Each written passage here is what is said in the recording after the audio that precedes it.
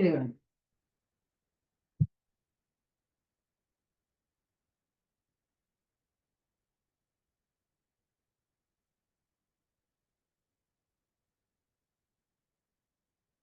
That's great.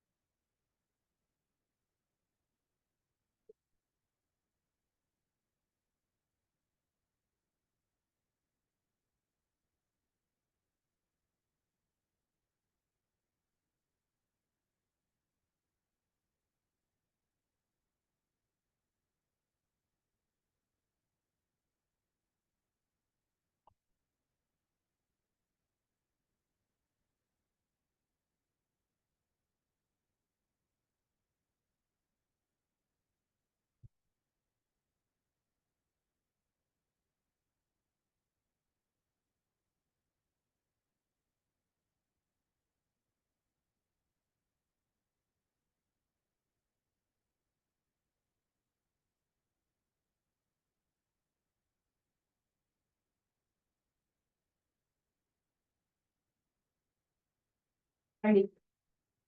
Okay. Alright.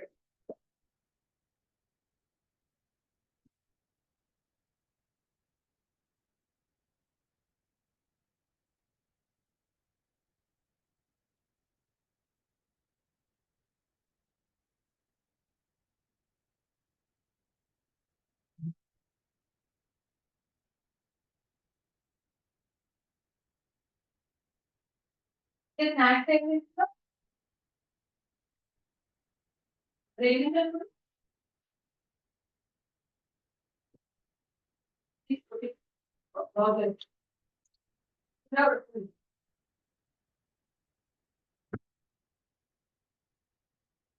it was landfall was taken.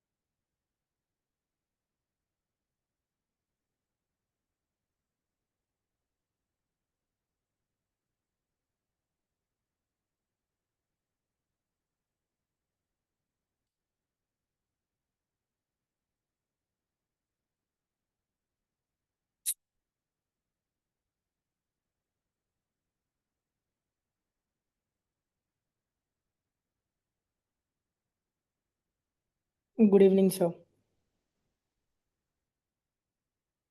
Hi, Madhur. Good evening.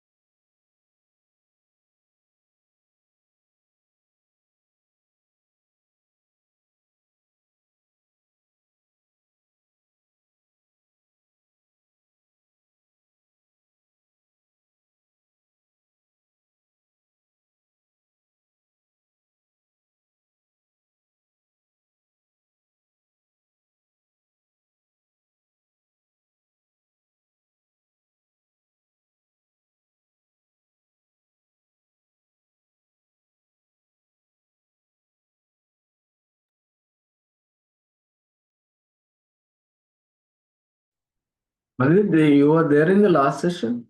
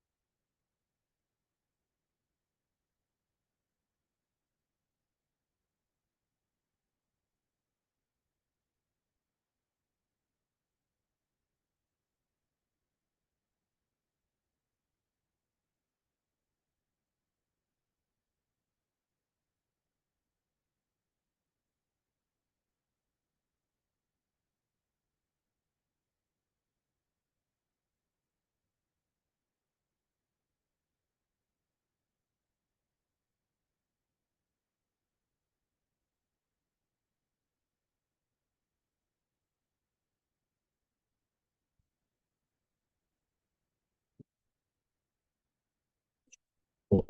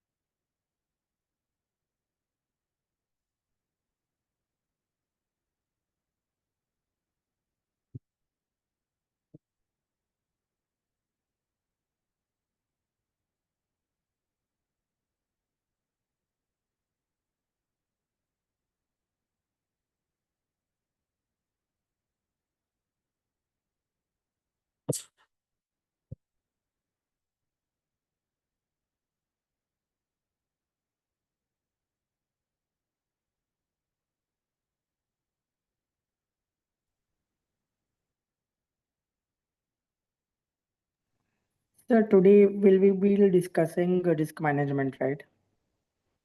No, today I will discuss something important. Tomorrow I will discuss risk management. Okay, Today okay. I'll tell you. Just give me a minute. Yeah, yes, sure.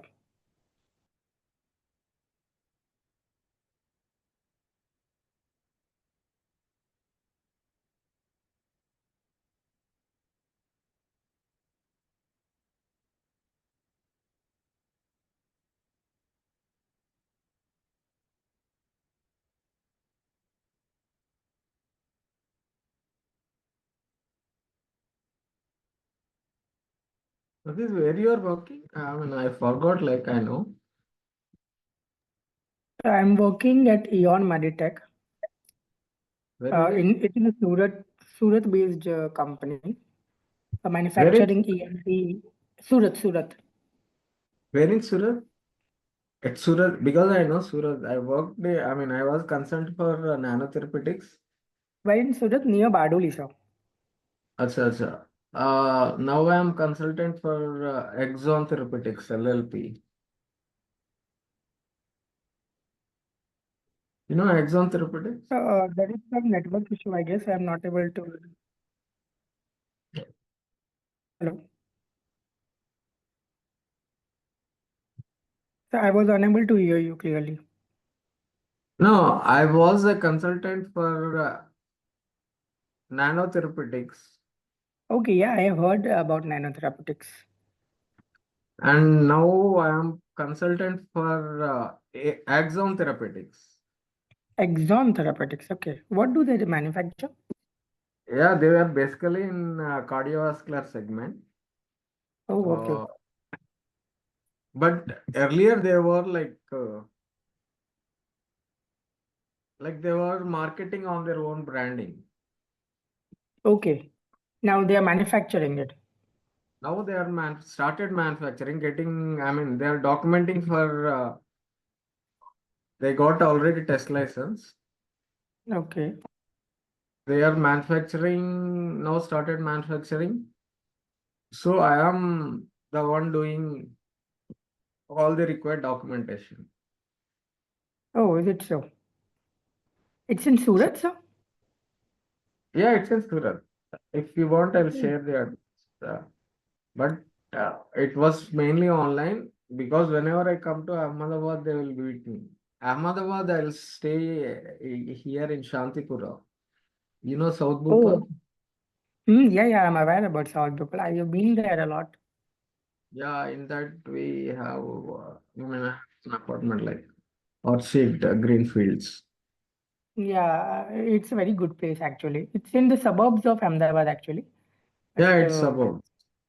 yeah, but now in Ahmedabad only suburbs are well maintained and developed. Yeah, we have a lot of villas and good apartments there towards Shantipura and that side.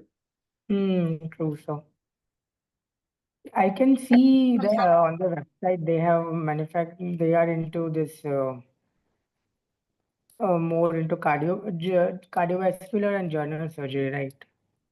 Yeah, they are in cardiovascular because earlier they used to get this their devices on OBL, Mm-hmm. on licensing from Relsys Medical Devices. It's in Hyderabad only. Okay. So I worked in Hyderabad. I worked in Relsys Medical Devices for a long time. Mm-hmm. Understood, sir. Drug-eluting stent and balloon and accessories they are manufacturing. Good. They Yeah, have yeah. good portfolio. Yes. They have Mhm. almost like 7, 8 products, devices. Mhm. Okay. So You are setting the QMS system over there. no, not QMS. QMS already they have, but we need to work on their QMS. They had it basically from Zenith. Okay. Uh, Zenith that is in Pune. Mm-hmm. Yeah, I am aware about Zenith. Yeah, but I told them not to go for Zenith. Mm-hmm. Lots of Maybe, consulting have problems, you know. Even Marvin yeah, has lots of problems. Their QMS documentation is also outdated. yeah. Actually, I worked for Zenith for 5, 6 months in Pune. Uh, Yeah. I know all of their management, Mm-hmm. but I told him to move from Zenith. Okay. So maybe I'll be doing some documentation on their QMS. Basically, we are trying to plan for MDSAP, uh, Mhm. and the two with BSI. Okay. That's cool. That's very good actually. Yeah.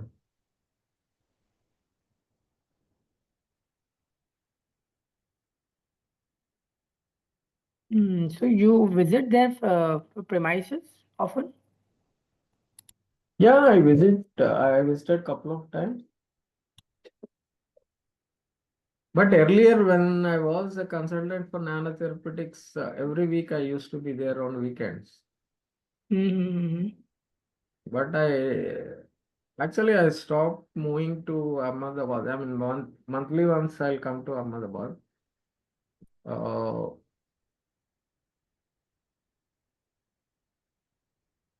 and You also are stop. native of Hyderabad, right, sir? No, actually, my head office is in Ahmedabad only. Oh, Uh, okay. Actually, I Dr. have Venkat branch used to office. talk about you. Uh, Yeah. My he- branch office is in Hyderabad and also in Bangalore. oh, understood. So your staff generally works remotely. Now they work online. Um, See, I have 20, 25 people who work on and out, who are regular employees, and Mm-hmm. others I basically take them as freelancers. Okay, understood. So it's like whenever I have say on and off jobs, not basically I don't do like what do you call work in bits and pieces. Like somebody wants Mm-hmm. a pre-sale certificate, only clinical evaluation or only risk management. Uh, I collaborate with them, okay, Okay. and take up, Mhm. yeah, I take a full work, whether it's total CE documentation or MDR or 510K, any documentation, I'll take it full, okay, and Mhm. our agreements will be like for 3 years. Okay. Okay, after getting their certification also, I'll guide them like in their marketing or in their PMS, in their clinicals. Okay, and basically also upgrade their QMS. Okay, it will be part of our consultancy agreement, basically our MOU. So like that, I worked with earlier, maybe you know Shahjahan in Yeah, I know. Gandhinagar. Mm-hmm. Yeah, worked for Shahjahan. I worked for this nanotherapeutics. Okay. And I worked for AV consumables that's there again in Ahmedabad. Yeah, I Uh, read about it as well. But yeah, they are into this IVD, I guess. yeah, they are basically in IVD. So, okay, all class 2, class B products like class A and Mm-hmm. class B. And my labs was there in Pune, that are in IVDs, totally in this diagnostic kits. Mm-hmm. Understood. Then later, I had some clients from South, basically from Chennai. I mean, I have, I was consultant for almost 5 years for them. It's Cell Bios Chennai. They are in all these blood bags, freezing bags, Mm-hmm. uh, embryonic fluid preservation bags, all this stuff. Uh, and I had worked with Euphrasia also. It is a consultancy firm in Vadodara. Uh, Okay. actually, I have more clients in the West only, from Ahmedabad, mainly from Gujarat, Maharashtra. And I have a couple of clients here. Startun Labs is one. Basically, they are in medical equipment uh, in Hyderabad, and the other is on AQS.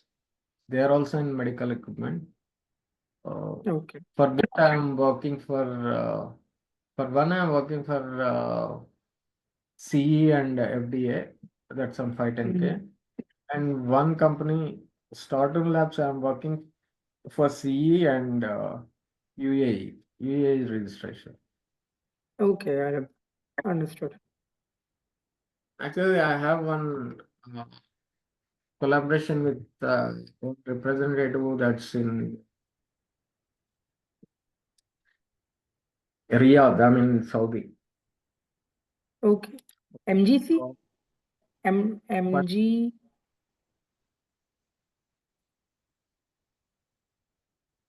There's what is one that? company called MGR Medical. No, Uh, she's a consultant. She too is a consultant. okay. Okay, that is Wafa Care Consultancy. Mm-hmm. Actually, she was my student. She did her Form D, I mean doctorate in pharmacy from Hyderabad. But when I was, when I was in a teaching for a year or so, teaching for Naipur, Hyderabad and Shalvan College. So she was my Mm-hmm. student in. So after her marriage, she left to Saudi. Oh, okay. So now she's working over there. Yeah, she's having looked on projects. What she gets, she shares with me. And some projects like whatever I get in that Gulf region, I'll share with her. She will be my representative there. Okay, understood, sir. Earlier, actually, I had representative in US also in Texas, but Mm-hmm. I mean, I used to have a big clientele earlier, up to 2024. During 2024, just before the Independence Day, I think, before August, I had a major accident Oh.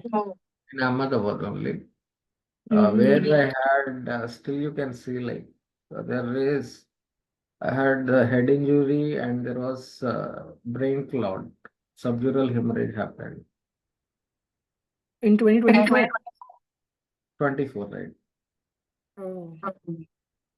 So I had brain surgery. Mm. It's not that serious, but uh, it keeps. I mean, what you call like it's a hemorrhage. Actually, they remove the clot, but it's a hemorrhage. Like there will be some fluid accumulation happening at that area. Oh, So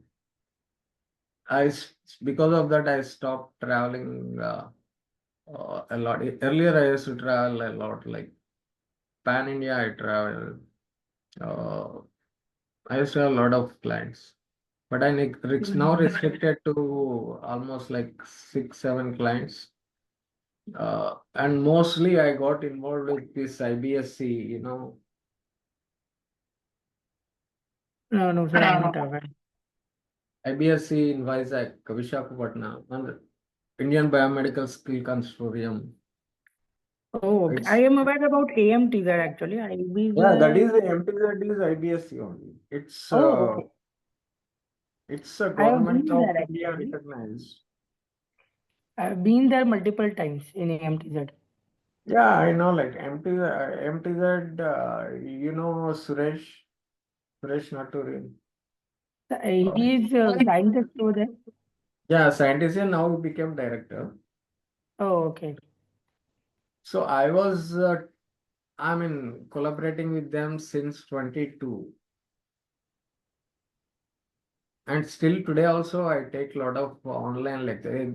They told me to join over there in Vizag. Mm-hmm. Join in that AMTZ. Uh, but I know like they can't afford my salary. Mm-hmm. I mean, to be very open with you, I told to Suresh also that you can't afford my salary. So whatever on and off projects or assignments you have, you give to me. I'll come on site or I'll go online. So as of now, I'm doing online training classes for them. Okay, like on lead auditor or internal auditors and a lot of other things like. Mm-hmm. But for only AAML, I'm doing it for salvation Okay.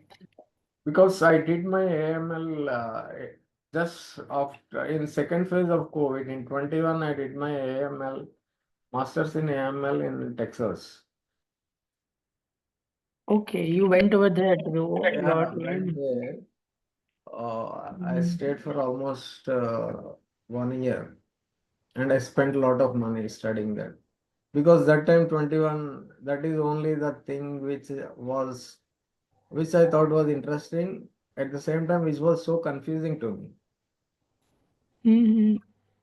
I could not, I was reading a lot of literature, but I'm not able to understand what is AML and this stuff. So I thought I should learn this, and I spent a lot of money, went to Texas, learned. But it was interesting that I mean, like how it can be adopted in different domains. Mm. So I didn't learn much about the algorithms, coding, all that stuff. I understood only the models and their applications. Okay. See, that is what we need to learn from our domain. For our domain, this coding, data scientists, this Python, all this doesn't work. Mm-hmm. So only learning the models and how to apply them in our domain. Uh, that I have done 2, 3 projects on that. One I converted that into one project. I got a patent on that. In AIML. Yeah, in AML. But it is linked to clinicals. Like it's an app linked to cardiac risk prediction. Okay, like that model will predict. Suppose if you give me, I'll ask you some 15, 20 variables. Okay, your height, weight, hereditary, whether your forefathers have this problem, cardiac risk, you have diabetes. A lot of things will be there. A lot of variables will be there. Okay, Mhm. once you give that variables, no, it will predict whether you will have risk or not, and also it gives what is the probability that you will have risk. Okay, risk of cardiovascular disease, and it also will tell you after which age you may have, after what age you may have cardiac risk, and Okay. it will also advise, because I mean, why I have done this, there are two important things. One is, see, India is more prone to cardiovascular diseases. Okay, Yeah, true. almost, yeah, 36% of Indians have cardiovascular diseases.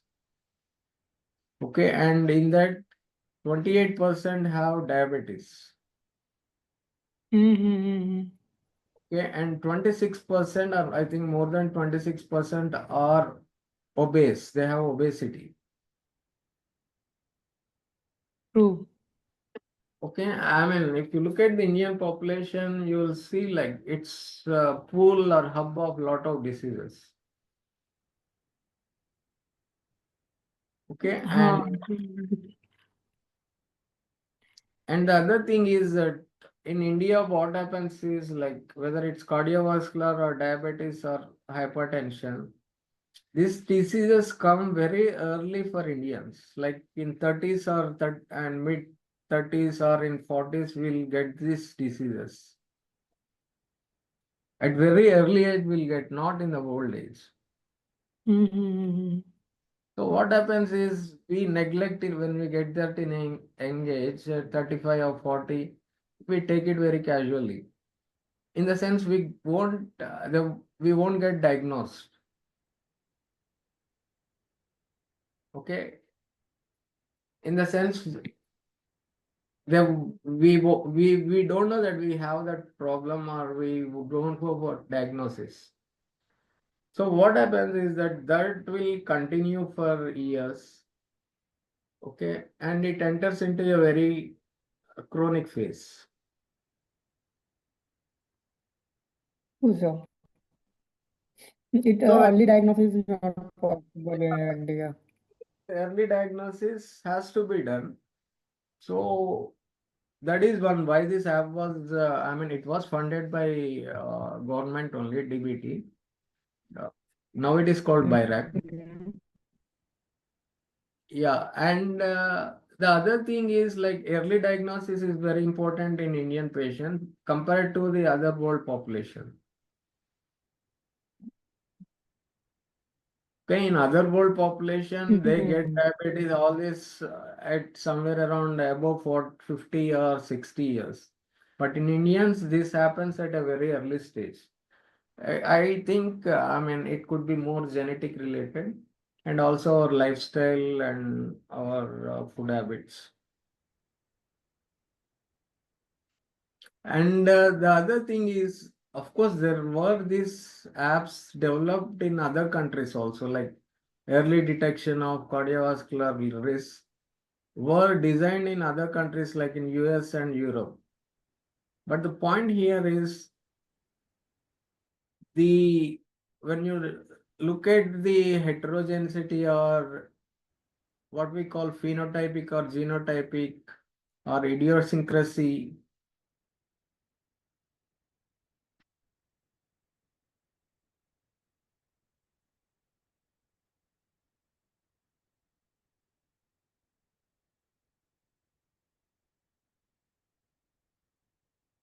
See, what we'll do is, it's already 7:20, I think. I don't know whether I have shared the right link or.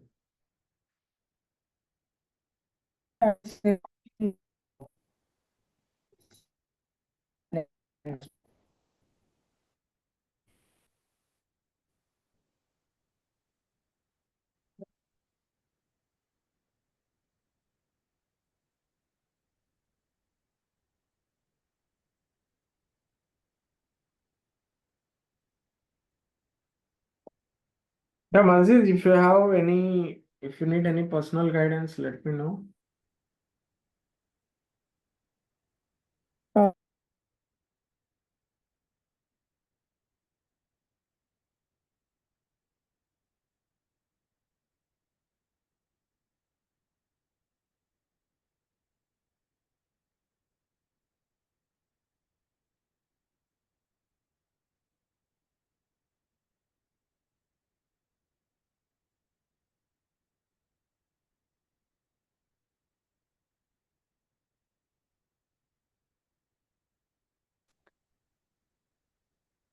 so there is some problem in the link, I guess. Um, No, I'm asking like if you need some help or guidance or some document. Particularly in the documentation part, actually, sir, I have to, make lots of SOPs and for No, so I mean, from your WhatsApp, let me know what SOPs. Give me a list of SOPs you require. Mhm. Okay, whatever SOPs, it could be QMS or regulatory. Okay. Okay, I'll share them. And any annexures or forms or how record format should look like. I'll also Mhm. share with you. So you can, you need to restructure as required for your organization. That is actually understandable, sir. Yeah, I will restructure that. I am taking guidance of the previous SOPs that you shared to make the SOPs. First of all, I am designing uh, what it is called level one annual documents right now, and then we'll Okay. move forward with in-depth detailed documentations. So we have Yeah. divided. So we have divided our SOPs in like documented QMS into three levels only, level one, level two, and level three. And Okay. based on that, we will be doing everything. Yeah, that is fine. Like, uh, if you go for MD SAP, then you need one more level. But for ISO 13485, three levels are enough. Like level one, quality manual, objectives, policy, scope. And level Mhm. two, you can have directly SOPs, STPs, work instructions. And third is like on the records, reports, and all that formats. Yeah, for in level three, we have included forms and record. Yeah, Level that's right. two, QSPs, SOPs, and work instructions, and in level one, QSM. So I Yeah, wasn't that's aware right. that in MD SAP you need to have four levels actually. Yeah, MD SAP, you need to have QSPs as a separate level. Oh, okay. That is level two. Understood. Okay, so right now we are just going for 13485 as our organization is under construction. Later That's on, we right. will add. Um, Yeah, yeah, yeah, you if were you saying need some. SOPs, let me know, I'll share. Definitely, sir. I will text you on WhatsApp a list of Yeah, and documents. you give me the list of SOPs, okay? Okay, sir. Sure, definitely. Even straight away you can work also, you have the options like, actually that is what I was planning to discuss. You can merge some of your SOPs, uh, if possible, you need to check in whether you can merge some of the SOPs that are linked to USFDA. Mm-hmm. Okay, once, because straight away from startup only you will have this FDA facility, USFDA, because from February 2nd onwards, uh, this USFDA will be integrated with 13485. Yeah, they are more in 21 CFR. They are integrating with 13485, right?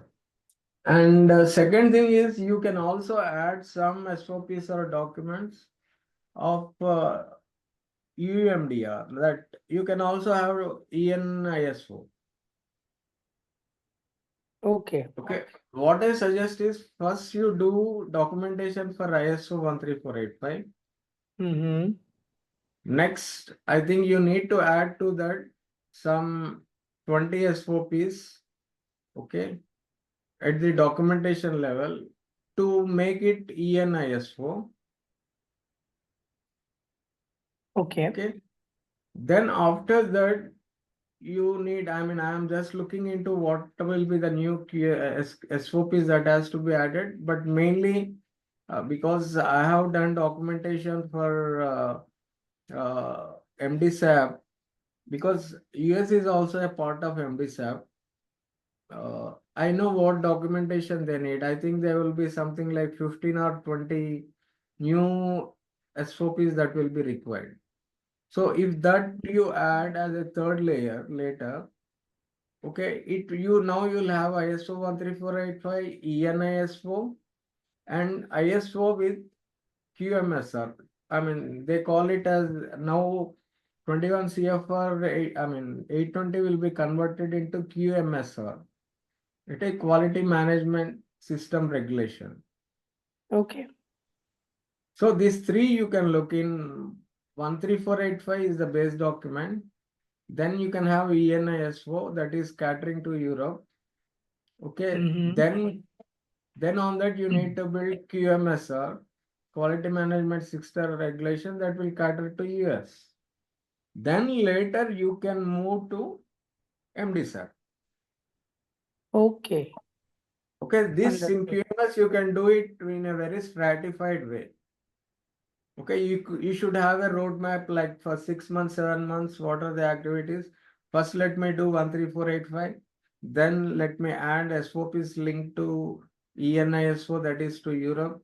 Then QMSR that are linked to US. Then later on fourth stage, you go for MDSAP. So you have almost like a structured work schedule for 8 to 10 months. Okay, if you have a Understood. good, yeah, if you have a good team that you can do within 6 months also. But Mhm. first, I mean, get 13485, then ENISO, then QMSR, then MDSAP. So you structure in that fashion, give some timelines and milestones what to do. If you have a good team, or not necessarily, I mean, too many cooks also spoil the dish. There are That one, is two true, actually. members. Yeah, if you have one, two members who can work in coordination, that will be good. Like these four things, you can do it in a year. Okay, in Hmm. 2026, you can do all these four things. I- ISO 13485 certified, ENISO 1348 certified, and QMSR certified, and MDSAP. Okay, because MDSAP is the Hmm. highest limit. Yeah, that's the highest level MDSAP. So you will have QMS so properly structured. Okay, you will be catering to, I mean, basic ISO 13485, ENISO 13485, and ISO 13485 QMSR, that is for FDA, US. Then you have MDSAP for 5 countries. And also, I know like this year there will be other 3 countries coming in. In MDSAP.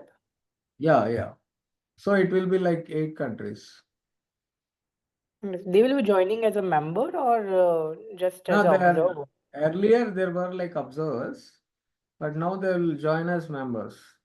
Mainly, Oh. I mean, South Korea for sure will join. Mm-hmm. Okay, and Switzerland is also will be joining. The other I am not sure is on Singapore whether it will join or not. Okay, South Korea and Switzerland will join, and there are some proposals that some countries like the South Asian countries like this Vietnam or I think Vietnam may join. One possibility is Brazil could also join. Yes, sir. Sorry, Brazil is also already there. Mm. Argentina could join. Oh, that would be good actually, having one audit for Yeah, so but many not it countries. for everything. So that will be great. Like you work, I mean, you structure your work activity phase wise. You have a Gantt chart, like say 13485 next 2 months or 3 months. ENISO, you can do it in 1 month. And QMSR for FDA, you can do in 1 month. Maybe for MDSAP, you will take more time, like it may take 3 months or 4 months. See, one is documentation, and the second Mm-hmm. one is implementation. Hmm. Implementation in your organization or in the shop floor. That is very critical. Documentation, you can do it very easily. True, sir. True. Actually. Yeah, but once you start implementing it, you will really understand what are the concerns, what are the bottlenecks, okay, what will be the issues.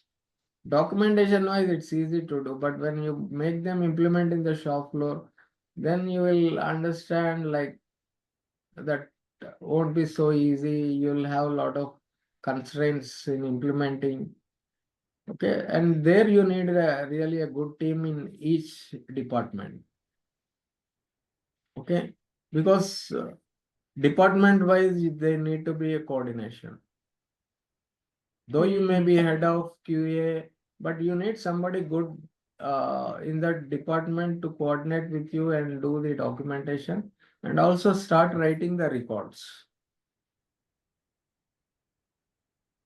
True, sir. Actually, a good team is what we need. Actually. Yeah, that's true.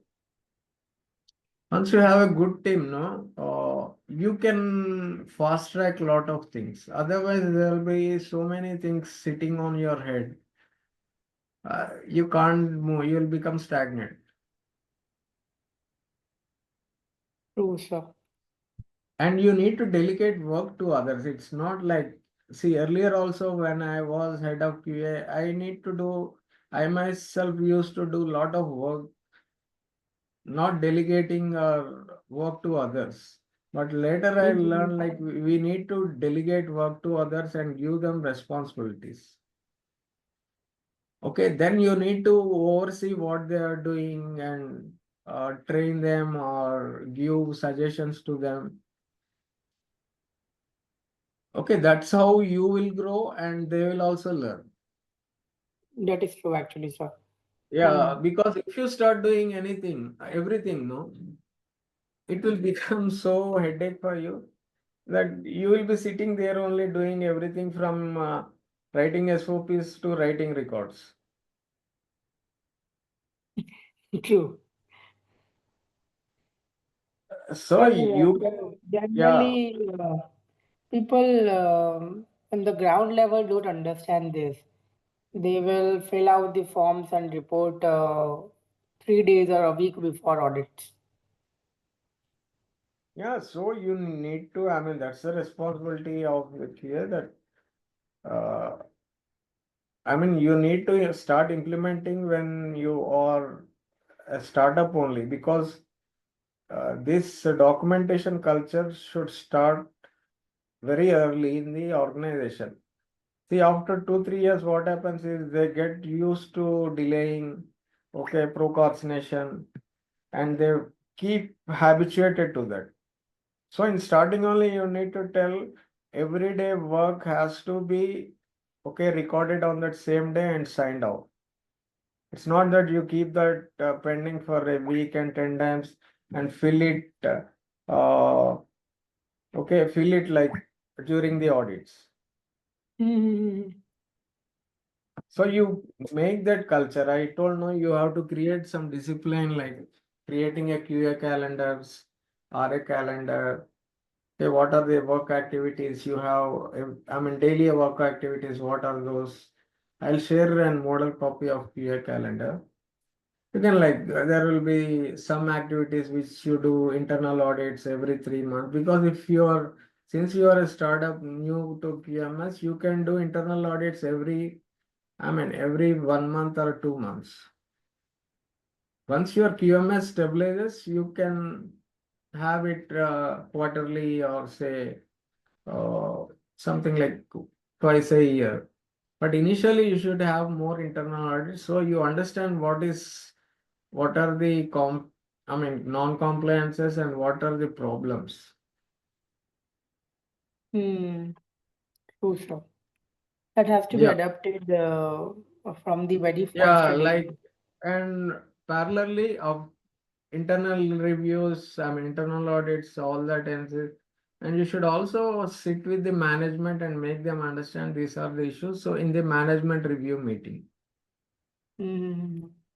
Okay, and there will be like in QA calendar, you have a lot of, if you already bought the equipment, you will have a lot of validations, periodic calibrations for measuring equipment, validations for the manufacturing equipment. So all this you need to do it in, write it in a QA calendar. Like in April, we have these activities, or in February, we have these activities. March, what are the activities? So that has to be planned very well. You need to plan it before only. True. Even ISO also says that 134. It says that you need to plan all activities. It's not like you directly jump into it. Okay, you need to If you plan. write it down, generally half of the work is actually done. Okay. Let's see. So So we'll you be have, concluding today's lecture. today I thought to discuss on this, that's on the same thing. USFDA 21 CFR, which is going to merge with oh, ISO 13485, that is QSMR, how to adopt this, how to integrate that, okay, in 13485, and also some information that's pending on NC grading of MDSAP. Because why there are two things why I want to tell this topic now on USFDA integration is because we already studied about MDSAP. So you will have some understanding and knowledge because US is also a part of MDSAP. Yes, sir. Yes. So you can understand better how to integrate USFDA 21 CFR 820 into ISO easily now.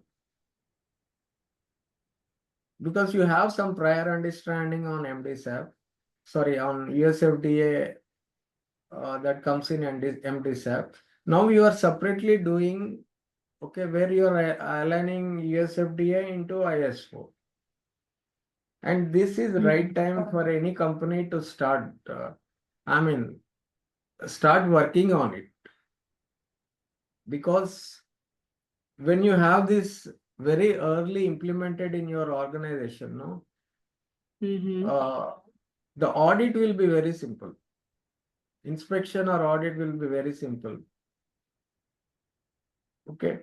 But after you do after one year or 2 years, the audits will become complicated because a lot of the auditors will learn what are the loopholes. They will become expertise in doing these inspections. So you need starting only if you get this done, it will become easy for you. Because, True. I'm saying the inspection or audits will become easy.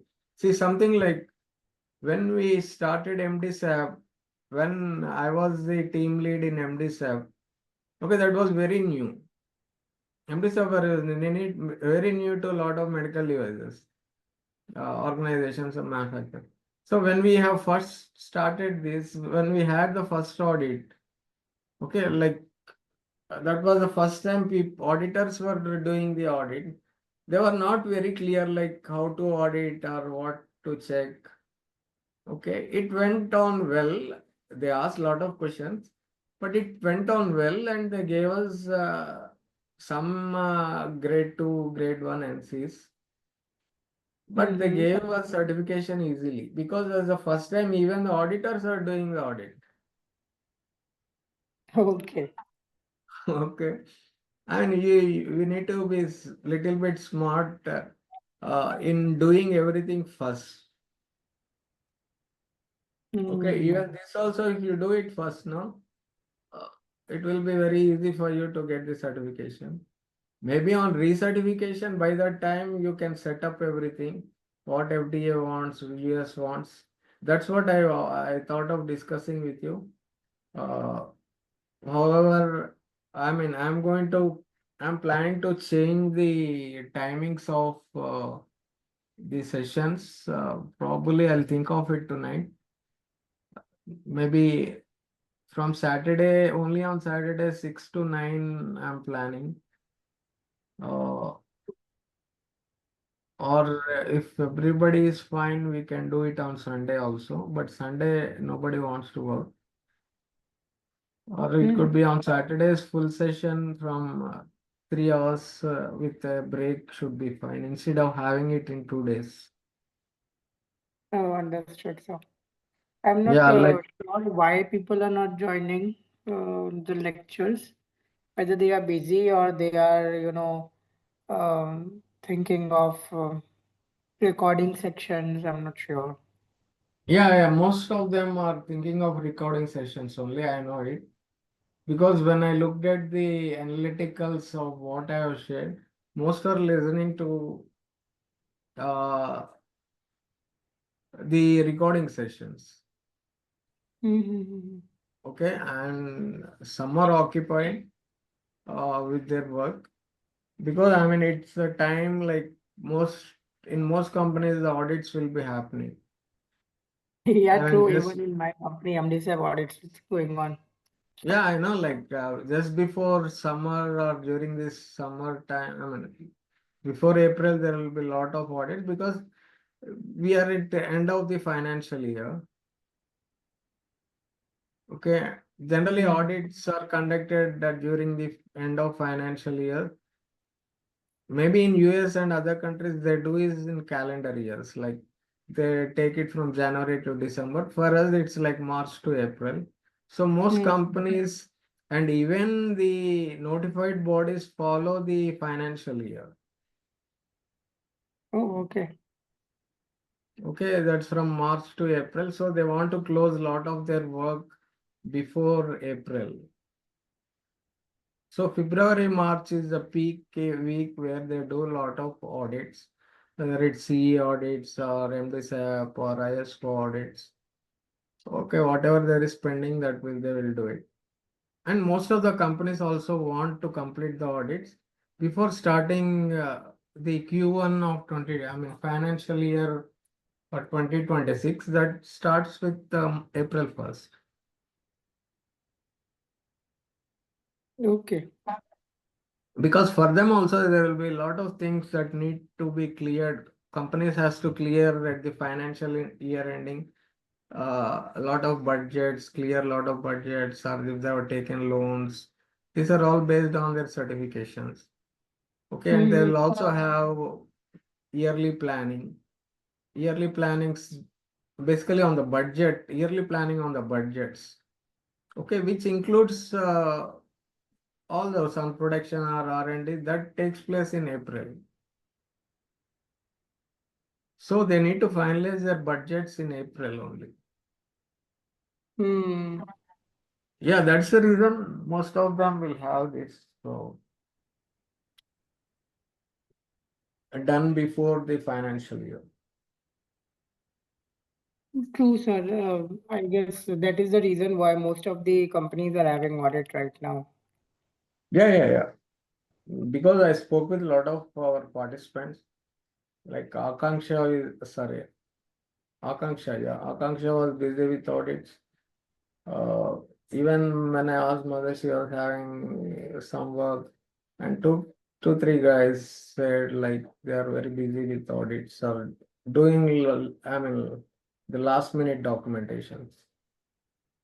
Hmm. Okay. But the point is, if these organizations once they enter into or integrate their ISO with the QMS or that one that is 21 CFR 820. Okay, this kind of documentation or auditing won't be allowed because they want to have live documentation and they'll look at a live or continuous document. It's not like you stop your documentation or records for a month and before the audit you do it. Okay, they want everything live on current day. What is that you manufacture? What is the reports? What is that you released? What is that you sterilized? What is the raw material you got? So what are the activities you have conducted? All of them today, they want the records. It's not like you'll say, I'll show the records after 2 days or 3 days. Okay, that is not allowed even in MDSAP and even in. So basically, I mean, since the Indians are very smart, they don't do any production activity 1 week before the audit. If they do any production activity, then they need to write a lot of records. True, sir. So from 10 days or 1 week before the audit, they stop production and they contemplate. If they are actually, I mean, that is what MDSAP says, even USFD also says. The audit should happen, okay, in an continuous production mode or in a continuous, okay, functional mode. When there is every activity that is happening, then only the audit should be conducted. Okay, it's not like you stop all your activities, no production, no QC, no R&D, everything is stopped. Okay, during the audit, you stop everything and say something is in maintenance and something is not working, or this won't be entertained. In MDSAP or in USFDA, they audit your organization in a functional or working mode. Suppose you say that my production is not working today, or we are not doing any production today or QC today. What they will do is they'll ask you, tell me when your production will start, then we'll come for the audit. Okay. At that time, loss to the company because we need to spend a lot of money or logistics for the auditors. We need to spend their flight tickets, hotel, that, this, food. If they say that we won't do the audit today, when your production is active or when you are functional, you tell will come that day. Okay, that is how USFD, I know, like I've seen it in pharma sector. USFDA definitely does the audits, okay, when the facility is functional. Okay, when they are working, when people are working, okay, not acting like they are working. But ISO doesn't care if they just they come and see. It will be like a window shopping in ISO 13485. But here in USFD MDSAP, they do, okay, even they look in, go to the corners and see what is the particulate matter. Okay, in clean rooms, like they check your dustbins, what is there. I mean, I have faced this. In dustbins, you find a lot of chocolate papers, wrappers, or tear documents, absolute documents, all that we'll keep in the dustbin. They'll go to the dustbins and pick up, like they'll ask, what is this? In clean room, if you have chocolate wrappers, it will go to an major NC. What they call warning letter, it comes under 485. A warning letter, like USFDA gives a warning letter. Okay, and they also inspect, see, in one company they inspected the biometric system. Okay. No, what really happened was there was on some reports there was a signature of one person. Okay. Okay, and they have looked at the date and that called that person and asked him whether you have signed it on. He said, I have signed it. Okay, and they looked at the date and they went to the biometric system and checked whether this guy is present on that day or not. Oh, Actually, the guy was absent.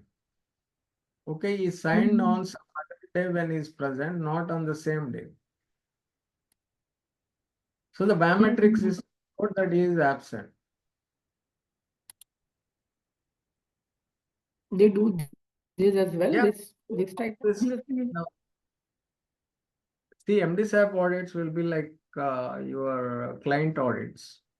See, clients will be very careful One doubt. during yeah client Sorry to audit will interrupt be you. yeah. Sir, you have said that biometrics, no? How it will impact the patient safety or nothing will happen, right, of the biometrics thing? Which one? Sorry, my Bio? Could you hear me now? Yeah, I can hear you. You have you have said about the biometrics, right? Yeah. See the yeah biometrics will not affect patient safety. All that stuff is fine. Okay, Hmm. but what they have done is like they cross-checked. It could be a very important report. Okay, Okay. or record where he is signed, maybe not on the same day, but he has signed it. Okay, it may Okay. not have direct impact on the patient or safety of the patient. But the Hmm. point is, it shows that your record keeping or control of records or whatever you call control of documents is not proper. Okay. Okay, could come under as a minor NC, but in the same process, as I told you, in the same system, if there are 2 or 3 minor NCs, Okay. this may escalate into a major one. Okay. Okay. Hmm. Okay, Understood. 2 minor NCs may become a major, and 2, I told you, same NCs reoccurrence. If there is a reoccurrence of the same NC again, okay, in your internal audit it is there, and your external audits it is there, and in the next recertification audit it is there. So if there is a reoccurrence, it will become a major NC. Okay.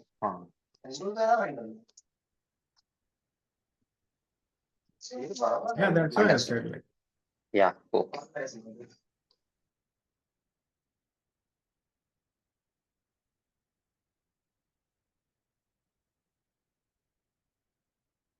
Okay, Masjid and Somnath, you are Somnath, sorry, I have always called Somnath because I have a friend whose name is Somnath.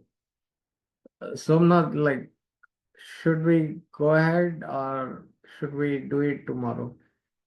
Your choice. If you want me to continue, I'll go ahead with this. Some part of MDSAP, or as I decided, we will discuss on the integration of USFDA 21 CFR 820 into 13485 2016. Okay, what are the gaps? How to fill the gaps? What FDA is asking? What is the roadmap? How you can do it? Okay, though it is not enacted, no, it will happen on February 2nd. So from first week of February, you can start working on that. Uh, but just now said to Majid, like if you start early, or if you are the one first start doing that, you will have a lot of comfort cushioning, okay, and a very easy audit. Then doing this after a year or 2 years, because by that time almost all companies will keep adopting, integrating their FDA 21 CFR with 13485. That time what will happen is the auditors will gain more experience in this process, and they will, I mean, squeeze you.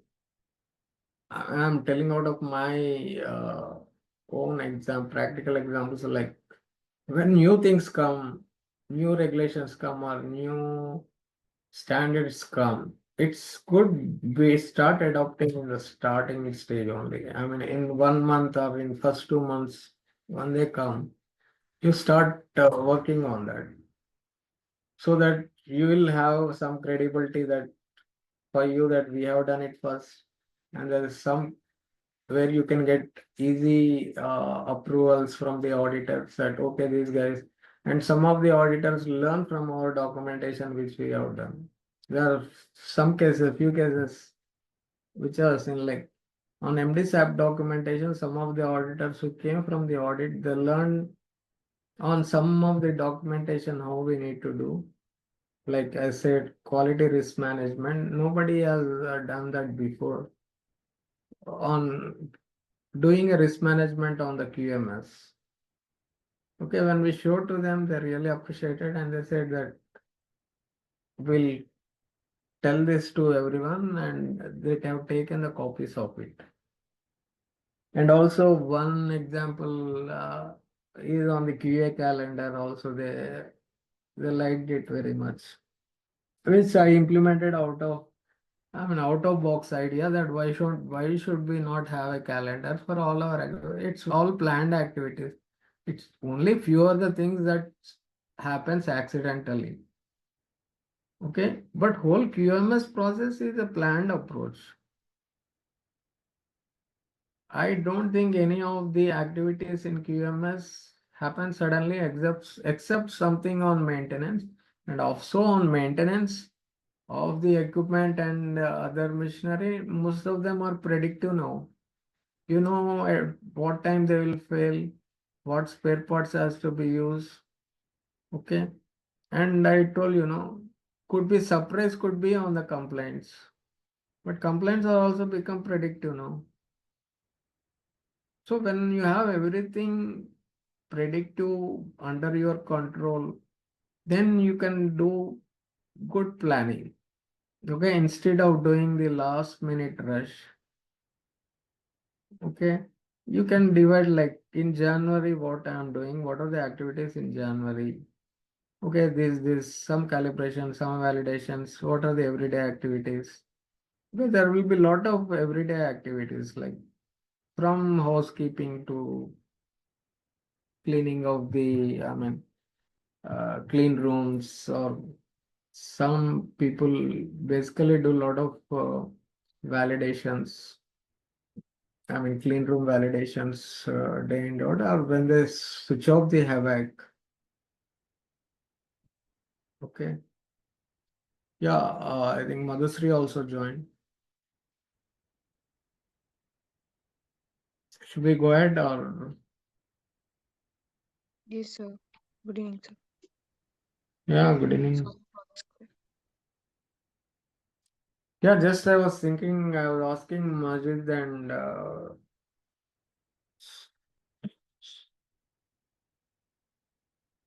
Somant that should we continue or not? So what you say, should we continue? Yeah, I'll go ahead, I think. Is it fine for three of you? Yes, sir. It is okay for me, actually. Madhu, for you? Yes, sir. Yes, sir. We can go. Sridhar, I'll call you Sridhar from now onwards. I'm Okay. getting confused with your Somnath or Soman because I have a friend with different. So like, Yeah, yeah, we'll discuss for 1 hour. okay. Yeah, By 9 o'clock, I'll leave you. okay.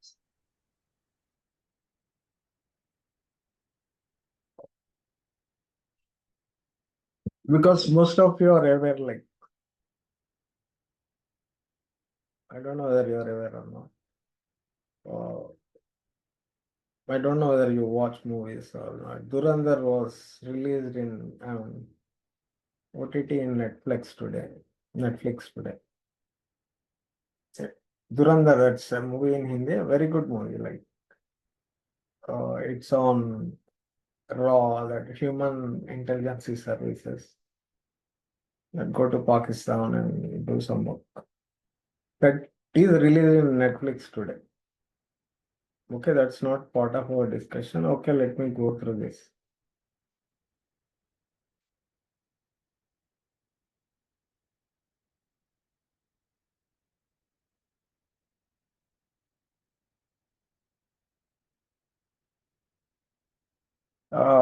Actually, I thought of sharing with you some MCQs, but not today. We have run short of time. So I'll directly switch. Maybe in this constrained, restricted 1 hour, what best we can do is, okay, we'll discuss, we will focus totally on, okay, integrating US FDA 21C for 820 into ISO 13485. Okay, how to integrate this and what are the gaps between or gap analysis between 13485 and US FDA. Okay, I mean, we'll analyze like how we used to do for MDSAP. Okay, or we have, most of us have done for EUMD, or for Europe, we have ENISO. Okay, that is ISO plus the I mean, UMDR, some of the UMDR regulations we added, it became ENISO. Here also, let me share the document with you.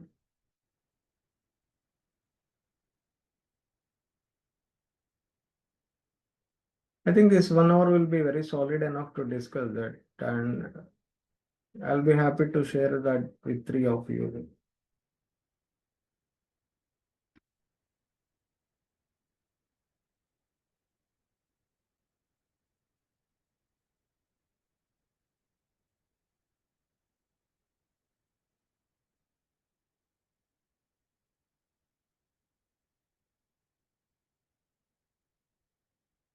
Okay, it's actually not there.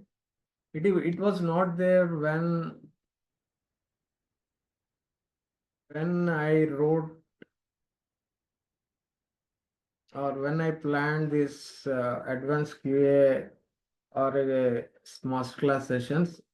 This was not there because I never thought this year's FDA 21 CFR 820 will come during our sessions. Okay, I thought they will take more time. Maybe this, I thought like they will enact or implement mostly in summer.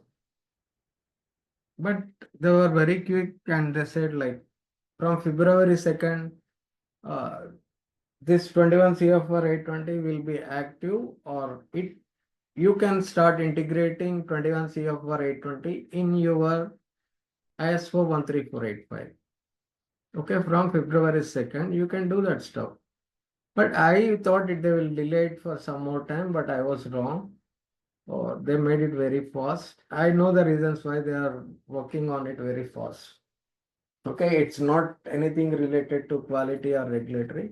It is most linked to their medical device markets, more economics, more trade deals. Okay, a lot of geopolitics.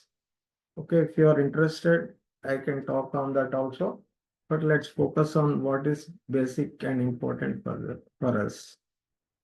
Okay, this is I said, and again I'm telling you, like why I want this. Actually, sometime back, I think I told you we will be switch after MDSA, we'll be moving to risk management. Okay, which is very important because whole of the QMS is linked to risk management. Okay, and basic concept of QMS or 13485 is risk management or risk-based approach in all sections or all clause, okay, that are there in 13485. You need to adopt risk management. Okay, it's not only for the devices, for the QMS also we need to adopt, integrate your risk management with the 13485. Okay, and that's the reason I think I shared with you QRM. Can somebody let me did I share quality risk management documents?